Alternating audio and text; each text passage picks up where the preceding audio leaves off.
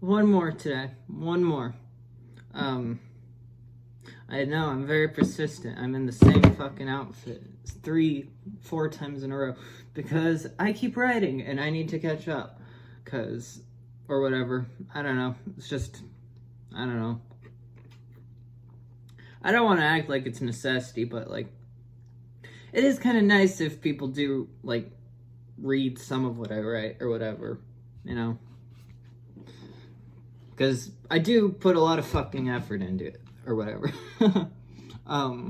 Like, anyway, so with that, I'm going to read the next part in this, Neurotic Nihilism series, which is Entertaining Envy, also known as Neurotic Nihilism 4.2. So, starting off is the ending of Burmese Days. The climax of George Orwell's Burmese Days is not in the valor of John Flory, resulting from his actions in the riot instilled by Upokoyan's efforts of libel against Dr. Verswamy. Climax comes after the matter, when it seems Flory is nearly to attain that late life he once believed to have led. The past, in the form of Mahla May's dismay and full blind rage, though egged on by Upokoyan's efforts, the crocodile striking with the weakest spot, arriving at a church service, a funeral for a mutilated young Englishman, wherein he, as well as most everyone of note in the area, was an attendee, including Elizabeth. Confirming in the Burmese spoken shrieks the whole message of her fury, and obliterating any possible future for Flory's late life with Elizabeth. Having shortly dealt with the outburst, the assembly dispersed, and Flory made one final futile and textually visceral attempt in its depiction of his pathetic desperation in an attempt at attaining the conquest of Elizabeth's hand in life. Rejected, he retires to his abode, and in a fast-moving, slow-motion page-turning scene, Flory uses his gun to shoot Flo, a dog, then turn it to his chest and pull the trigger on himself. Subsequently committing suicide, which was quickly covered up by Dr. Verswamy, having regained his position in the society around them, as well as a result of sharing in Flory's glory as his friend in actions during the riot. He was more or less for the time vindicated of the slander from Upokoyan's propaganda, and about to be elected by Flory's vote to a seat at the English Club. However, being dead, the doctor was left undefended from the unrelenting, power-hungry crocodile, and further seditious, slanting slander reduced him to nothing. Upokoyan, who the story began its telling with a description of, did not get to bask in his moment of might for long either, and died just after achieving all he envied, leaving his wife fearful of karma giving its due to him according to tradition. Elizabeth moved merrily on. Much of Flory's misery was seemingly as an effect of his own solipsistic projecting personal prides, though more akin to fetishes and insecurities onto her. You know, he envied a life that he never let leave his head until his own actions eventually became his own undoing, then dying fully by his own hand, which goes to part 2, an exploration of envy. So, prior to the culminating chapter of his 1934 book, Orwell wrote a stark remark against the covetous cognitive decline relating to the evocation of envy, saying, quote, "Envy is a horrible thing. It is unlike all other suffering, and that there is no disguising it, no elevating it into tragedy. It is more than merely painful. It is disgusting." Unquote. Then, contrasting the negative nature embodied by George Orwell's characterization is a more utilitarian approach to the supposed sin.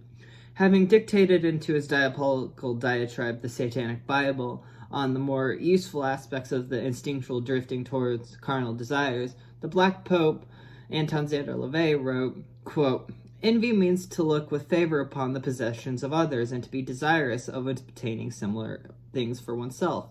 Envy and greed are the motivating forces of ambition, and without ambition, very little of any importance would be accomplished."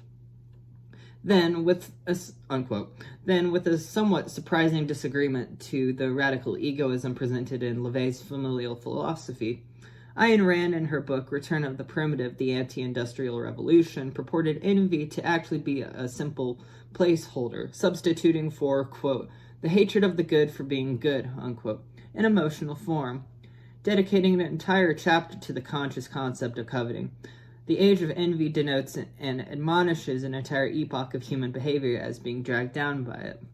Quote, superficially, the motive of those who hate the good is taken to be envy.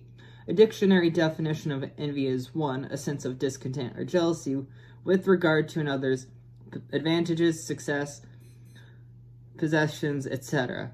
2, a desire for an advantage possessed by another, from the Random House Dictionary, 1968. The same dictionary adds the following elucidation. To envy is to feel resentful because someone else possesses or has achieved what one wishes oneself to possess or to have achieved. This covers a great many emotional responses, which come from different motives. In a certain sense, the second definition is the opposite of the first and the more innocent of the two, unquote. And so, typical to Randian fashion, though surprising to her making of selfishness into a virtue, envy is seen in a negative because, to use a term from LaVey as a descriptor, in unmitigated cases of psychic vampires, at least in her mind and her ideal of the capitalist utopia, objectivism serves as philosophical justification for leeching off those with the momentum from originality and their own Rorkean brains and brawn, disregarding envy as sinful not because it breaks the commandment of thou shalt not covet. It is cast aside as it seems mental masturbation for people without many original ideas, what P.T. Barnum may have possibly called the sucker born every minute. Quote, the feeling is less innocent if it amounts to, I want to put on a front. The result is a second-hander who lives beyond his means, struggling to keep up with the Joneses.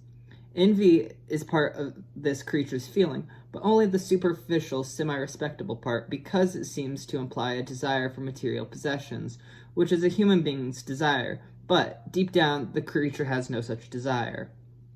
Unquote.